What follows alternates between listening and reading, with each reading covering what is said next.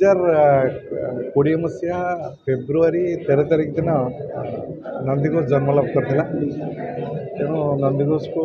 एबे 5 वर्ष पूरी बहुत खुशी दिन आम से तार ठीक मोर आज मन अच्छी मो वक्तव्य कहूली तार ठीक 21 मास पर आमर खबर कागज सकाल जन्म नहीं नंदीघोष को जमी 5 वर्ष है सकाल सेमती 4 वर्ष है 5 वर्ष भितर नंदीघोष गोटे शिशु आसिकी गोटे युवक अवस्था पहुँची आपण मैंने जानती 4.5 कोटी ओडियांकर हृदय में स्थान पाई सहित आपण मैंने देखुवे गोटे खबर कागज को गोटे निर्भुल एवं खबर कागज गोटे भल खबर कागज भाव में आम भेटा चेष्टा करूँ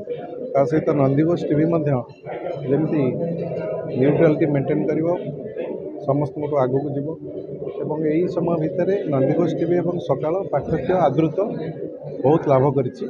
समस्त जानते से व्यक्तिगत भाव में बहुत खुशी सहित यही समय मध्य आम पूर्व भारत में सबुठू बड़ एवं सबुठू भल एवं उत्कृष्ट मानर गोटे मीडिया हाउस में परिणत कर दुटा संस्था को आमको नहीं सकाल साइमल्टेनियसली बर्तमान आम 4टी जगह प्रकाश करुँ भुवनेश्वर तार उन्नत धरणर प्रिंटिंग मेसीन ता सहित कोरापुटर जयपुर जाजपुर पानी कोइली एवं संबलपुर 4टी जगह एकाठी आम प्रकाश करूँ सहित भुवनेश्वर आप जानते नंदीघोष सकाल निजस्व समस्त बिल्डिंग अच्छी बहुत दक्ष आ बहुत आमर ओडिया सांबादिक जगत जो मैंने सबुठ भल सांबादिक अच्छा अन्य स्टाफ अच्छा